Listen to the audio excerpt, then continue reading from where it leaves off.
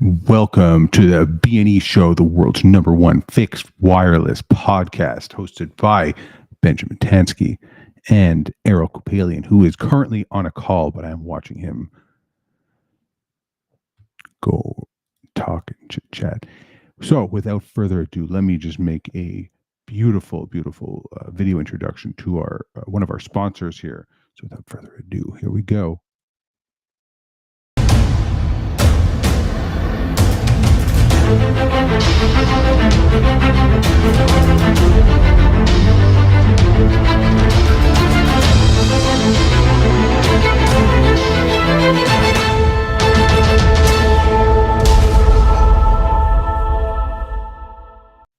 Does that leave you wanting more? It leaves me wanting more every time I watch that video. Every time. Listen, so today's topics, we have a few topics. We're going to talk about Wi-Fi in stadiums and why the push for 5G is exponentially more expensive than deploying very high density Wi-Fi with massive amounts of bandwidth, utilizing, you guessed it, fixed wireless connectivity. One topic. The next one we're going to talk about is the merger between TCG moving into Telarus. We love Telarus and we love TCG equally. Now we love Telarus even more. We're also going to talk about IoT sensors, how they help buildings, commercial buildings, residential buildings, monetize, save money, offer really cool amenities to tenants in both commercial and residential. We'll talk about 10 gigabit speeds, what kind of hardware is required for it on the customer end, because more and more people are wanting more bandwidth. And why is fixed wireless so secure, and why is it more secure than a fiber connection or a coax connection? How's that possible? It's all very possible. But let me just explain something to all of our viewers here. Fixed wireless, this is the epitome of our podcast. Now, fixed wireless is not a new technology. Fixed wireless was invented and created by accident. That's how the most amazing products are created. Nikola Tesla was trying to create wireless power transmissions back in 1893. And accidentally, he found that he had RF, radio frequency connectivity. So fixed wireless is 121 years old, and it is older than fiber optic. Fun fact is Nikola Tesla also invented, drum roll, I'm working on my Stream Deck, drum roll please. Oh, he also invented coax cable. He also invented that. This man is a genius, which we already know. But the other fun fact is, did you know that fixed wireless was pioneered in New York, in Strong Island? The Errol is on a call. I see him moving around. Strong Island is the founding location of fixed wireless. And who funded it? Someone had to be behind the funding for fixed wireless. You guessed it, JP Morgan. He funded Nikola Tesla back in 1901 with $150,000. You might be thinking $150,000. That was in 1901. That's $5 million in today's dollar value. Well, with inflation, it's probably more, but it is what it is. It's a lot of money, and JP Morgan funded this. But unfortunately, this tower is no longer there. It had to come down, et cetera, et cetera. It turned into a super site because the previous or the tenant took over after Nikola Tesla was there, destroyed the property. And anyways, they moved it, and there's actually a museum.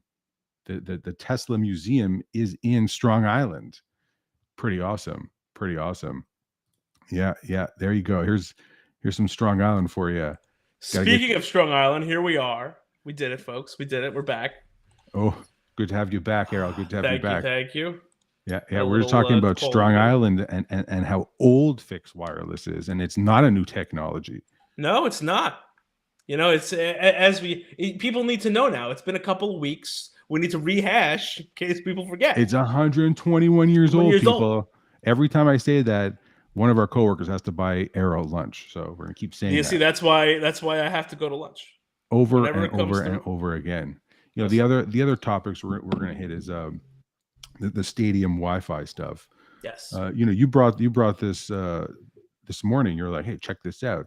So I was like, all right, cool. Let's see this. I mean, stadium Wi-Fi. I mean, what is stadium Wi-Fi? You know, everyone hears 5G going crazy, but is it really only 5G?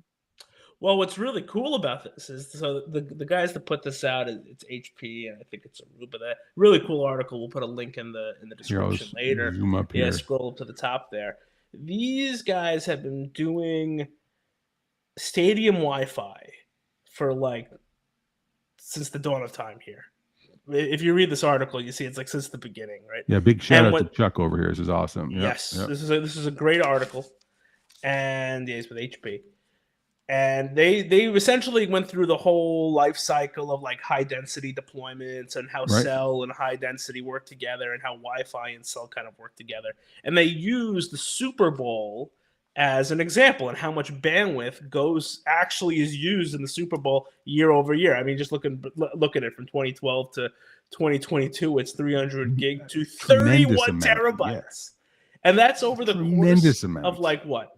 The hour that is the game, 2 hours, whatever, 4 4 hours of the hours, game, 3 right? hours. Because people are Yeah. live streaming the whole halftime show. People are live streaming every play, right? And this is a huge amount of bandwidth. But what's cool about it is that they break down how much bandwidth is going through cell and DAS systems and Wi-Fi. And what they found is that the vast majority of the traffic goes through Wi-Fi because, as you can see, it's 100 times increase in traffic for And like 20 not times just the that. cost. Yeah, exactly. Not just that. And because of most stadiums in your airports, I was reading the article, there are bands that are not working for Right. cellular, For and the same in for the beginning. Wi-Fi. Yeah, in the beginning. Yeah, yeah. Fascinating, It was fascinating very cool article. stuff. Definitely take a look because it shows because everyone says, "Oh, look, the Wi-Fi is doomed. Internet's just going to be all on cellular. It's all going to be 5G." And what this article shows is there's no way that's going to be the case, right? No, Because see, even with massive MIMO and every 5G application you're going to come out with, I mean, they're talking about what is it, Passport, right? And the whole Wi-Fi yep, 6 yep, and yep. Passport is in deployment, right? here. Yeah, this Where's is all, and Passport? this is like at the beginning of Wi-Fi 6, right? So it shows that Wi-Fi 6 really does most of the heavy lifting, right? I mean, we talk to partners a lot, and they're like, "Oh, 5G is going to decimate your business with fixed wireless and Wi-Fi." And you know, honestly, I hope it evolves. How about that? I hope it Right. evolves. But Right. fixed wireless is actually is the massive spout, the top of the hose that's Right. powering your quote unquote 5G, whatever that is right now. So if you bring in a fixed wireless connection, a massive pipe, a multi, 10 gig or more over fixed wireless, and you have a proper Wi-Fi distribution in here, I mean, this is tremendously complementing the cellular networks. Right. It- Right. Otherwise, the cell. Well, and what you see is that they do a lot of the backhaul for it, right? That setup instead of just having. That's what this kind of brings up is that they the pressure that was on cell providers in the beginning when you have big events like this, right? These are old legacy designs. This isn't stuff that they do these are now. legacy, but if you scroll down, look at Then these you are new. see, yeah, This is they new, keep going. right? This is kind of cool. Well, Yeah, this was like the middle, right, of what they were doing because they were doing handrails and stuff, which I thought was under the as an seat. ops guy, I was like, that's crazy. And then the under the seat solution is the best solution, which clearly It's is what closest because you hold your phone between your right, legs, right? exactly, right, You know what infuriates me is that carriers like Verizon, AT&T, and T-Mobile say they have 5G everywhere, and then you call them and say, "Oh, my service is terrible at home." They send you a network extender, right? hmm What is a network extender? Dude, a network extender uses your own home internet to rebroadcast their quote unquote 5G. hmm And they're charging you, the user, to use your own bandwidth. And they charge you. It infuriates me. I would pull it out. I have one here at home, and it doesn't make any sense. right. Honestly, it makes, I don't even know You're why I went paying down for that you to route. do the backhaul, right, I'm paying and I'm broadcasting my own internet connection out to right. people around me. I mean, is that 5G? Is that Is their that definition 5G? of I getting love it. 5G into your house? Because honestly, Into that's your what it is. I neighborhood. mean, Listen, it's yeah. It's using what resources are available, I guess, but it doesn't mean it's a good thing, right? You're just rebroadcasting a crappy connection. If you have a Right. best effort coax at home, you're just rebroadcasting and Just saying, "Hey, I have a 5G." making it terrible for everybody, right? Yeah. It's because I have a logo on my phone that says 5G. Come on, give me a break, Yeah. people. Come on, Yeah, it's you no know, good. No good. forget about it. But Yeah. what does this bring up, right? So if you look at scroll down to the maximum, because they actually have an example of what the maximum concurrent bandwidth was. Here you go, which I think was 30 gig, Yeah. 25 Hovering. gig. Yeah. A little more. So look at that. So that hours to kick off, 6 hours in. Right. I guess that's at the end. That's cumulative. We're looking for real time. So they had 11 gig, almost 10 gig per second. 10 gig per You second. need a massive pipe in, and B, it has to be redundant, right? Because if you have any failure, 5G will never ever be able to support that right now. Right. I mean, it's impossible. A 10 gig concurrent bit rate, multi 10 gig with 30,000 people on it, simultaneously hitting it. Exactly. Yeah, insane. It's an insane amount of bandwidth, and we keep hearing 5G this, 5G that, and they're selling all these cradle points for businesses. That's why we're here today. We're talking about if you can get fixed wireless for your office, or you can get a cradle point or a 5G something or rather device, get the fixed wireless. Like, if you need to use it for your business, your 5G connection is not going to work when you need it the most. You have that maybe as a secondary connection, but if your primary goes down, everybody in the same area is going to hit that same cell tower. And guess what? The carriers don't have capacity. They have like maybe a gig, maybe they have 5 gig at a tower. But if you have 50,000 people hitting that tower, please, it's not going to work. And what's kind of funny is like they use the Super Bowl as an easy example because it's a concurrent moment where everyone is trying to stream at the same time. But when you have a cellular backup for your, like you said, for your business, it's not unreasonable for there to be tens of thousands of people hitting a tower. If there's an outage, their cellular backups will also then hit that tower, which is also where your cellular backup is going. And therefore, you don't have a backup because the tower is going to, keel over when it tries to handle the article is very neutral. It's like Switzerland's article, right?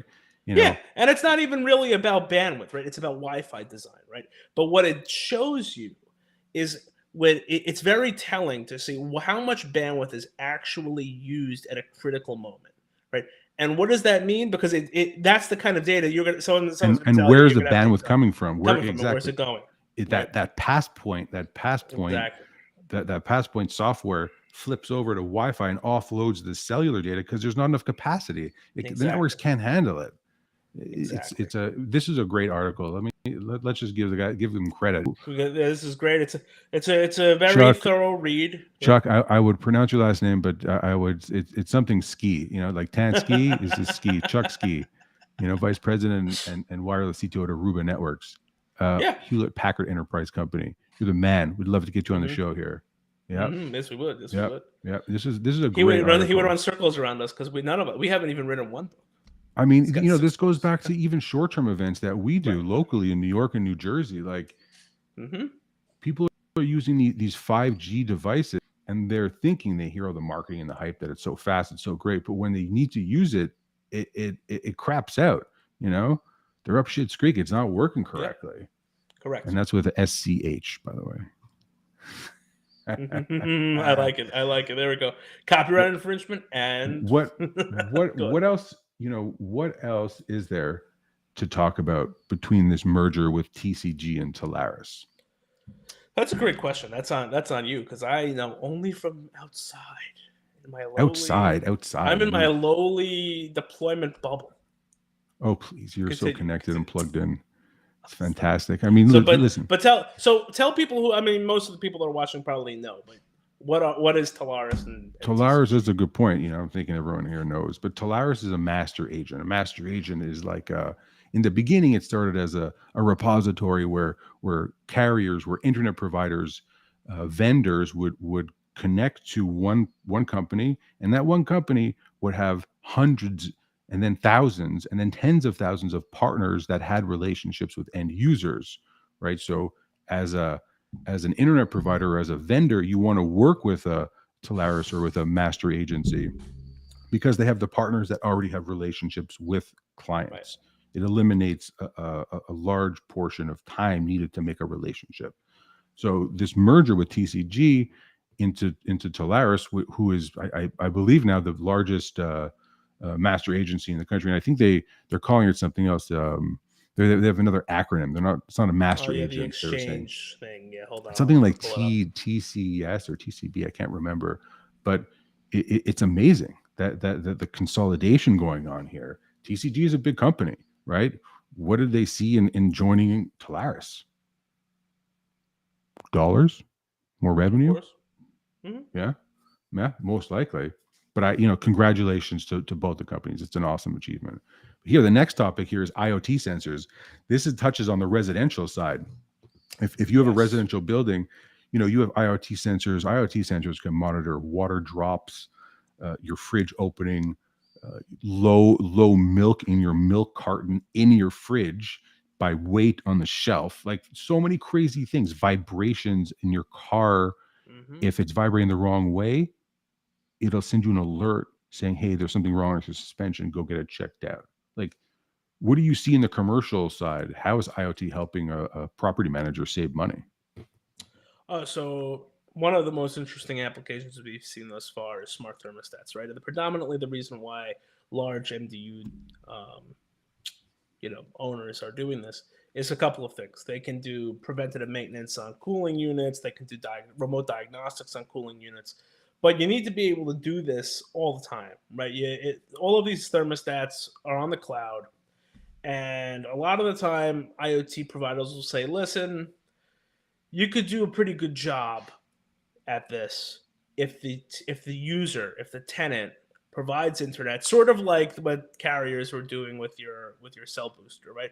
Use the tenant's internet, put an IoT device on it, and it works when it works, right? And if there's a problem and the tenant's internet doesn't work, or the tenant leaves, or whatever, right? The data is good enough, and that doesn't really work, right? Because you're not getting the full value out of an IoT system like that. Because if you want to do preventative maintenance, if you want to do, if you want to do monitoring of temperature, if there's a room that's like ridiculously cold because it's, I don't know, for any particular reason, they left the window open at -2 degrees, and all of a sudden now your pipes are freezing, right?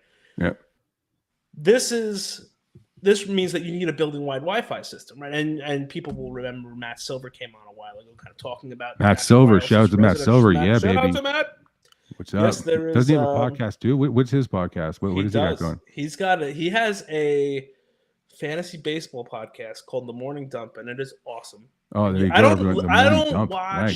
I don't watch baseball. I don't care about sports, and I still listen to this because it's great. It's very entertaining. It's awesome. I think you're partial because you also, you like him. Yeah, listen, I'm a biased audience, but also I've elevated taste.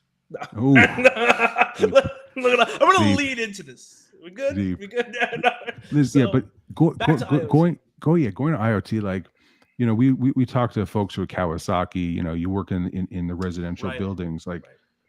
There's definitely a demand for it. Definitely. And the thing is, the technology continues to grow, right? So the capabilities are continuing to grow.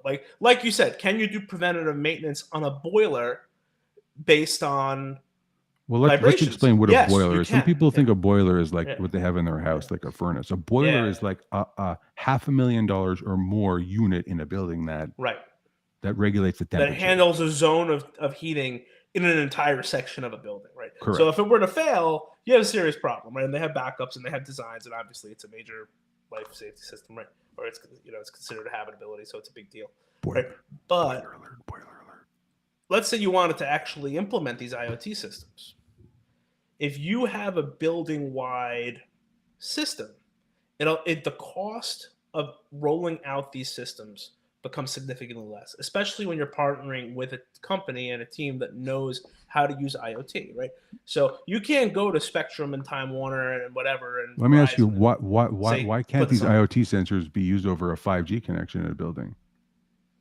Because it doesn't exist. It's not there, right? Because it doesn't penetrate into the building. Correct. It doesn't penetrate. Because because we know that you go above 7 floors, and all of a sudden you have no cell coverage, right? Poopy Or coverage. all of your low E windows talking about low E. But yeah, so I forgot my train of thought now. I mean, that's IoT. I mean, we could do a whole episode on IoT and why having a building-wide I mean, system. IoT it's a really cool thing. There's so many little caveats that you can put into cars or buildings or houses or even anything, Oh a yeah, desk, a drawer, sensors, anything. your Um, person. I mean, those air tags are technically IoT, right? They turn yeah, everything into a yeah. trackable They item. just call it an air tag Uh, instead of an IoT tag. Yeah, exactly. exactly, exactly. So when we deploy a 10 gig circuit, we're gonna jump topics here. Uh, Two more. When we deploy a 10 gig circuit, what kind of edge equipment does a customer get? Do they use their regular 10 by 100 by 1000 router? What do they need? Because we've been deploying a ton of right, these. right. And Um, you need to understand that when you're getting 10 gig equipment, and shops that are deploying 10 gig circuits generally no, but just in case, you need to have Generally, 10 gig capable routing equipment. What does that mean? You need to have ports on your router and presumably upstream that are 10 gig or more, right? So why is that, right? That people will know after watching this of show that course you they'll have know. port They're very sizes. knowledgeable after Yes. this. Right. You have different port sizes, right? And a port size that's smaller generally doesn't talk up to a port size that's larger, and Can you talk to sometimes me vice about versa. MTUs? Are you so No, skilled you could talk to me? no. Then you need to get our director of networking on here because that's his job. I am a Oh, yeah, I'm gonna glaze over. Listen, I'm a humble deployment man. I go out into the fields and drill things into the sides of walls. But back to what we were talking about. You have 1 gig ports, 10 gig ports. Right. 10 gig ports have to talk to 10 gig ports. You will not get 10 gig on a 1 gig Ethernet port, right? So don't go out to your local. So the caveat that what we're saying is that if you get a 10 gig circuit, we can also provide you a 10 gig router to take our 10 gig connection. Correct. Right. And that's what we've been doing. And it's helpful. We have the ability to configure, help our end users. Most of them have their own internal IT teams, but we just get them a fantastic rate on hardware. Right. And it works. Last topic here is, why is fixed wireless so secure? Why is it more secure than fiber? Why is fixed wireless more secure than coax connectivity? Personally, I think because you can't tap into it. Mm-hmm. And when you have NSA Suite B encryption activated on the links, you need to have some pretty darn big supercomputers busting into those encryptions versus a fiber that you can clamp onto the top. Technically, you can have the same encryption over it, but with wireless, you're really limited on how you can intercept it. Right. You have to be on the endpoint to intercept versus coax or fiber or anything else. You can clamp into it. That's what my perspective is. What's yours? Are you on the same page on that, or you have? Yeah, I'm in agreement. I mean, listen, if you want to see the scary side of how the internet works and like why having different providers and why having diverse paths is important, look up what's going on with the war in Ukraine, specifically in technology, right? Ooh. Because it's interesting. There are fixed wireless providers in Ukraine, and their infrastructures are difficult. It's harder to manipulate those infrastructures than it is to manipulate fiber networks. And that's all I'll say on that. Fascinating. Is that why the connection got blurry? Because we had the government eavesdropping when I said NSA Suite B? Yeah, well, yes, that one, and then also because we got pinged up on the KGB's website, they're like, and DDoS, right? They're like, stop. oh, they're Stop. talking about Don't give things our we don't engineering like. team a nightmare headache. They'll be okay. Listen, it's the Restream's problem, right? Well, and should look up Restream's a Ukrainian company. Interesting people. It is indeed a Ukrainian company. All right, time's up. Thanks, folks. 25. Thanks everyone for your time. See you all next time. Go sell something. Yes.